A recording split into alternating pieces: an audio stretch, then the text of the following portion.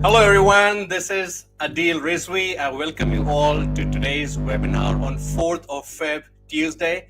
And today's topic, we will be talking about the importance of due diligence, specifically when you're looking to buy in areas like some of the regional areas in Queensland, specifically, which have a lot tropical in nature, and there can be concerns around flooding, which we are seeing right now happening in Townsville.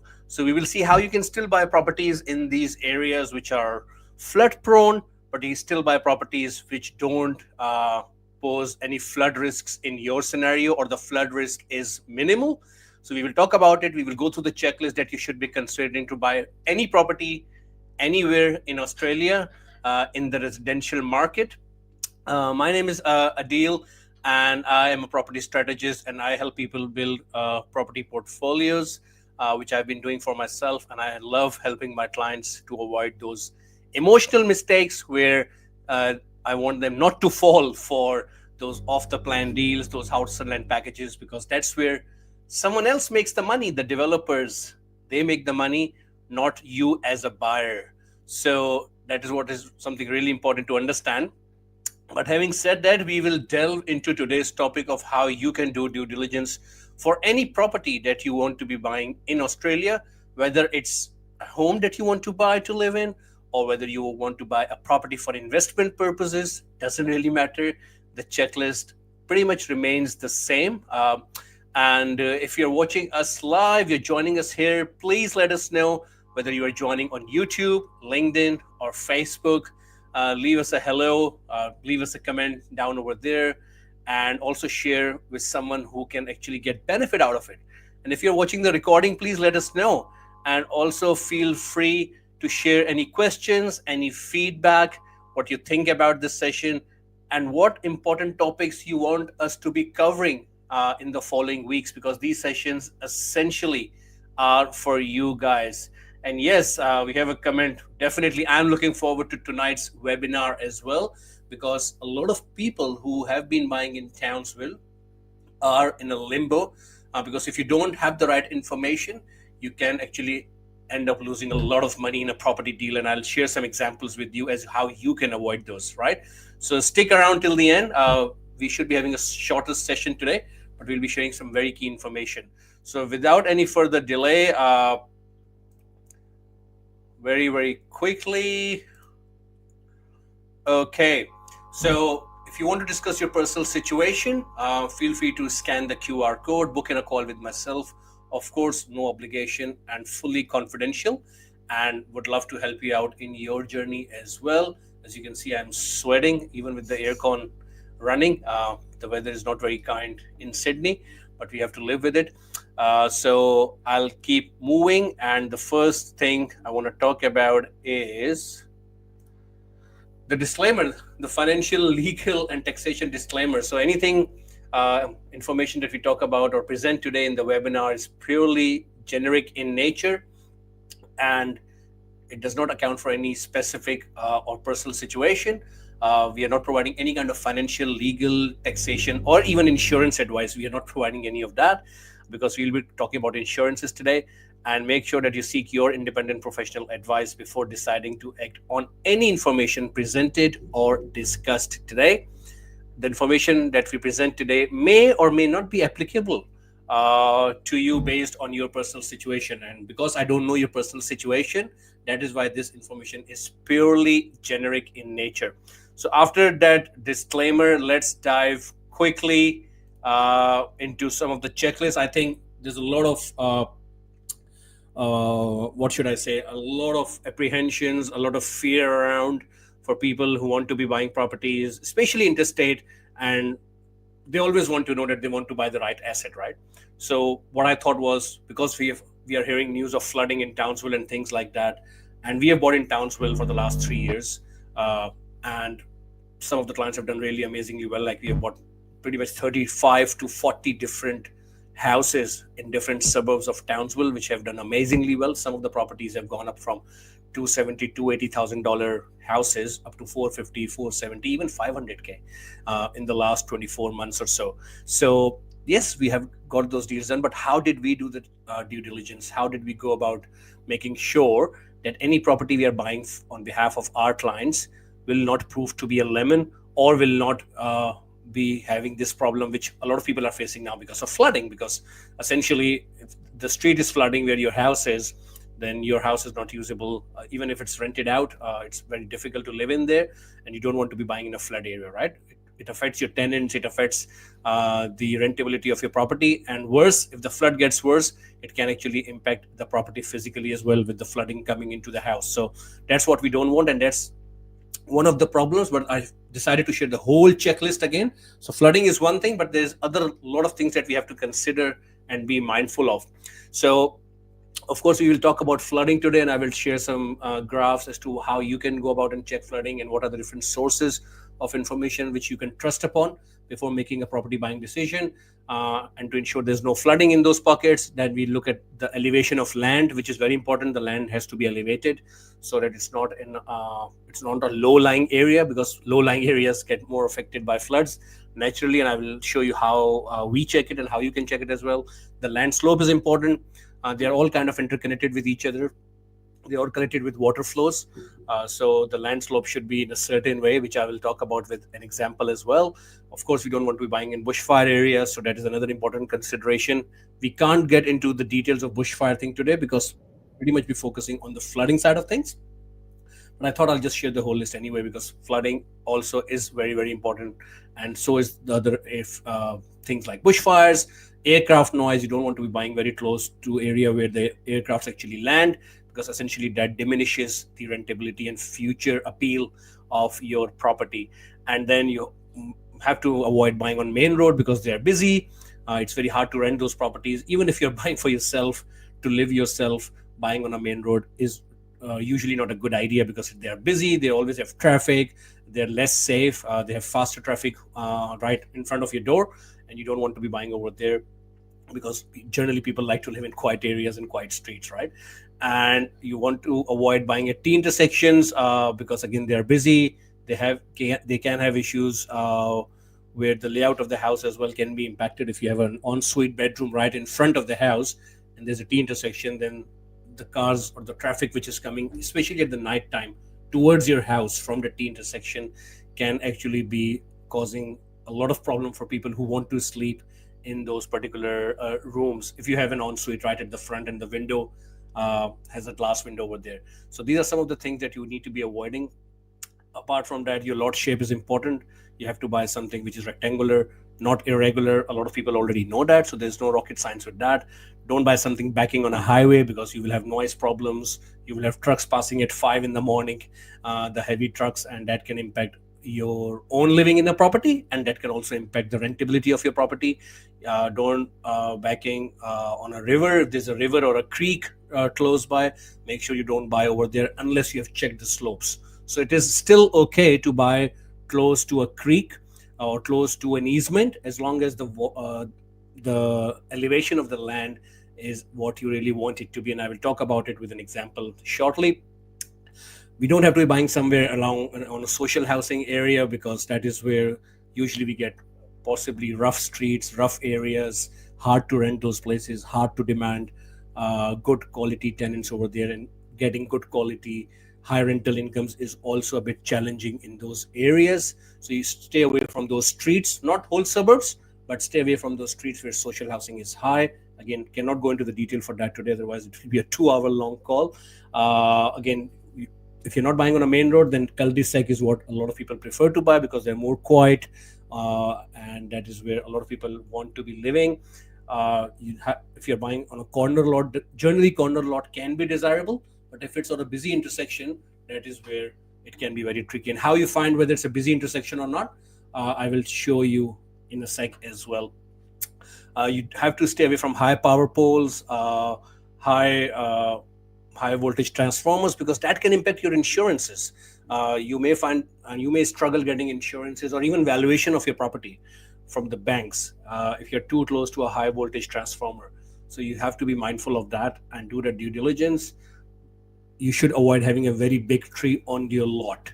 So it is okay to have a tree on the council land, on the green strip which the council owns, But anything on your lot, which is more than 3 or 4 meters high as a tree, can be a problem in future because of two reasons. Reason number one, there will be cost to remove it if you have to remove it later on, and if you don't, and secondly, even if you're ready to pay a cost for that, if the tree is protected, then you have to get permission to remove it as well. So that can be a problem as well. Like a lot of gum trees, they are protected species of trees, and you can't just remove them, right? So that usually happens. You have to look for trees and not buying lots with trees where you have to do subdivisions or developments, which we do for a lot of our clients. If you're just buying a house which you don't plan to demolish, you just plan to rent it out, or you just plan to live in it, then potentially a tree may not be a problem in your scenario. So this is the checklist I wanted to share with all of you once again. But just quickly moving on to what is happening in Townsville, and that is not looking great. So I'll just make it a little bit bigger. So Townsville, if you see all these areas in the black, now this map is directly from Townsville Council, and this is quite accurate. So again, all the checklists that I shared with you previously, if I go back, these are like 15 points, roughly like 15, 16 points. So for you to be able to go through all these points when a good property comes to you, you should be able to do this checklist within a day or so. If you take more than a day on this, then the challenge is that essentially a good property, which has good returns and a very good potential, may not even last. So that's just a word of caution that yes, due diligence is important, but the speed at which you do the due diligence, it has to be done in a matter of few hours, not in a matter of days. Because if you spend more than a day, like 2 or 3 days checking all this information, then essentially you will lose out on a good property. So just a reminder on that. Now moving on, this is a map from the Townsville Regional Council. And if you see all the black area, so this was a map which I extracted a couple of days ago. And this all black area actually shows the flooding over here. And in that flooding, it's along the Ross River. So all these areas, the underlying areas of like Mundingborough, Aitkenville, Rossley, Idalia, north side of Idalia, then southern side of Mundingborough, Aitkenville, Cranbrook, a little portion north of Douglas and Kerwin as well. South of Kerwin, that has been impacted by these floods because all these low-lying areas close to the river are the ones that you have to be avoiding because the rivers actually flood, and that is where you don't have to buy. You have to stay away from there. So this is what is happening. This is what is concerning a lot of people. So if anyone bought over here, they have had problems. Now, where we were buying, I can tell you now where we were buying. So there were a lot of locations in Kerwin, in Kelso, maybe some even in Douglas where we bought. But that was, if you see Douglas on the bottom of the screen, where we bought was at least 1 kilometer away from the actual river. And it was at an elevated area. And I will show you how to check the elevation yourself. You can check it on Google Maps, or you can use some softwares which I will share with you in the next slide. So the idea is that the whole of Townsville does not flood. Yes, it is coming in the media that Townsville is flooding. The insurance embargo is there. New insurances are not being rolled out. All the companies have put an embargo, primarily because a lot of people just don't buy insurances. They try to save that cost. And once a weather event happens, a lot of people rush to actually get insured, which is of course not the right way of doing it. You should have insurance from day one when you buy your property. Whether you're living there, whether it's an investment, doesn't really matter. You should have the right insurance in place from day one. So that's why they have an insurance embargo right now. It will get off. It will be lifted pretty soon. I'm sure about that. But it is just to keep those people away who only buy insurance when the weather event has already occurred, which actually defeats the purpose of insurance, right? The insurance companies don't make money that way. So they don't want to insure those properties where people are trying to save money. So a lot of these regions where we bought in Kerwin, like a couple of kilometers away from where the river is. Douglas, again, like at least 800 meters to 1 kilometer away. Currajong, we bought a lot of over there. Then if you go north, there is Mount Lowe, Burdell on the northwest. There's Bushland Beach. There's Mount Louisa. We have been buying in those areas as well. And they are the northern beaches on the left top corner of your screen. And they are really not impacted by flooding. So for those areas to flood, like 90% of towns will has to go underwater, which we hope and we pray that it doesn't happen. But the whole idea is that that is the due diligence you have to do before you buy something, not after you have bought it, because then essentially you don't have really much left to do, isn't it? Because you're already into it. It's your property. It's your problem. So how do you check for flooding? Very quickly, I want to talk about, we have already gone for 15 minutes. So the way we check for flooding, and I would recommend you to check with flooding, is if you're buying a property, call to the council. Ask the council, where does it fall in your flood maps? And you need to ask the right question. So if you ask them, is it in a flood zone? Their answer may be no. But the next question I would like to ask is, how far it is away from the last times the flood impacted this area. So if the property you want to buy is only 100 meters away from the point where the floods impacted last time around, I will still want you to stay away from there, because technically you are still buying in an area which was not impacted by floods, but the impacted area was like just 100 meters away. So that's not enough. That's not enough safety buffer for me. I would like to be at least 500, 700 meters away from there. So your questions need to be worded properly. That's the main thing. Like, just continuing with the Townsville example, 2019 was the last time Townsville flooded really badly, right? So I would also ask the council, in the 2019 floods, was this particular area impacted? Was this particular street impacted? Like if I'm buying in Kirama Court as an example, so I would say, was Kirama Court impacted? And if the answer is no, then the next question I would ask them is, what was the closest street to Kirama Court which was impacted? Now suddenly they have to actually tell me the street which actually was impacted and is appearing on their flood maps based on 2019 floods. And if I can find that street and see the distance of that street from the property I want to buy on Kirama Court, and if that distance is at least 700 meters or 800 meters away, then I have the peace of mind that I'm really far away from the flood zone. So that is how you check the council, and that is the question you need to ask the council. To validate what the council has told you, you go and get insurance quotes.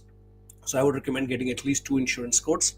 Again, I cannot provide insurance advice because I'm not authorized to do that, but getting insurance quotes from at least 2 different insurance companies gives you the peace of mind that you will not have problems insuring the property once you have bought it, right? The third thing I would like to confirm what the council has told me about flooding is to go to local property managers and at least have input from 3 different property managers and ask them the same question that we asked the council. When was the last time this particular street was flooded? If it wasn't flooded, what was the closest street that was flooded over here? If it's not flooded, did it ever record any water pooling? Because everyone can have a different definition of flooding, right? So you can ask the property manager, okay, if it never flooded in the past, was there any water pooling on the roads or on the streets close by? And then if there was small bit of water pooling and they tell you about it, then that's a good indication for you to possibly do more checks and ask the same question to more property managers and get their input. One thing is very important over here, getting information from a sales agent who's selling you the property. It can always be a biased opinion. There are a lot of good agents over there as well in Townsville, as in other parts of the country. They will tell you the right thing, but I would always want to check with the property managers because they will give you unbiased opinion essentially, because they have nothing to sell to you, right? So they usually give you unbiased opinion. So I would suggest rely on the opinion of the property managers instead of the selling agent. Okay, so moving on. Now this is how you check flooding. This is a very quick example of slope of land. So this is one of the properties that we were recently looking to buy for one of our clients. And if you see the lot which is marked in red, at the back side of it, if you can see the bottom of the photo, there's an easement flowing. There's an underground easement. And once the rainfall is excessive, the water actually is visible on the ground as well. It flows through there. So there's nothing that can be built over there. But we wanted to make sure that this lot will not flood. So what we did was you can use Google Earth, you can use any of the tools. We use a premium software for this purpose, Arkistar, and we have a paid subscription for that because it's very accurate and it always gives us very accurate information. So we rely on that instead of relying on any free tools for our clients. So if you notice over here on the top right-hand corner, it shows 5. Now this 5 actually means that the land on the top right-hand corner is around 5 meters high from the sea level. If you see over here on the street, right over here, where my cursor is, right? I'm not sure if you can see my cursor, but right above the lot, this says 4, which means this lot is sloping backward. If you see over here on the bottom side, just behind the lot where the easement is, it says number 3. And if you go further down, it says 2. So what it means is that the land is slowly sloping backward. So if there is excessive water coming on the creek is already at 2-meter height. The actual lot of the property is around 4-meter high from the sea level. So lot is 4-meter high, the creek is 2-meter high, so the difference is around 2 meter, which gives me the confidence that this will not flood very easily from the back of the property. So 2 meter is a big difference. Like the waterfall that has happened in Townsville is around 700, 800 mils up until now. It is quite a lot of rain, but that is the amount of rain that has happened. Probably a bit more than that. I don't have the latest numbers with me, but essentially, if you are buying something which is away from a flood zone, the council has confirmed it's away, and you are also checking the elevation of the lot, then you can be really comfortable that what you are buying will not actually have problems once the flood hit. Because guess what? This is exactly what the insurance companies are checking as well. Before they provide you the insurance, they want to make sure that the particular property will not cost them much. It will actually help them make money. And the only way insurance companies make money is when you have minimum insurance claims. So that is how you do due diligence, by getting the right property for yourself, but also making sure that you always get the right insurance for the property and you never fall in that trap where you can't get the insurance. So that is true. A lot of insurers are very keen on that. And if you buy the wrong asset and you get denied with insurance, that is a disaster, because essentially you have to sell the property straight away, and there's a huge cost in terms of selling that because your stamp duty is wasted. So I would never recommend doing anything like that. So I think that's about it from the flooding side of things. I think we covered quite a lot. We have gone quite over the time.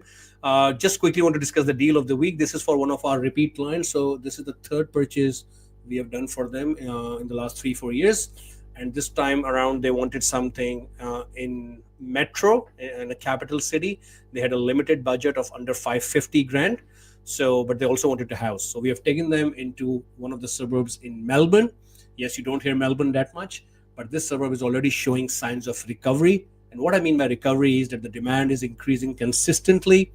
The stock will start drying up because there is not a lot of supply of stock coming through, which essentially means if the stock is slowly reducing and the demand is rising, then essentially the prices will also rise with time. So the investment horizon on this one is at least 3 to 5 years time frame. And I've told them that this is not something that will give them $100,000 equity in 12 months, but this is a slow burn.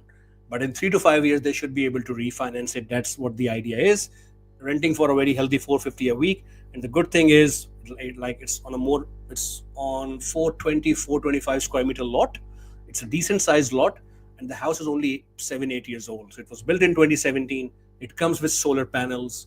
It's 3-bedroom, 2-bathroom, really very well constructed, very well finished, comes with an automated security system, a lot of improvements that the current vendor has done. So this is a really good deal for our client, around that 4.2% of rental yield. But the good thing is that they've secured something in a metro area for the budget, which is really hard to get. And this is also growing in value. So I just wanted to share this with you as well, guys. This is our deal of the week, and this kind of wraps up our session for this week. Thank you so very much, Edward, for joining us. Thank you, Margaret, for joining us tonight. Thanks, Edward. Love your feedback, mate, and love your support as well. You have been an amazing guy to be around.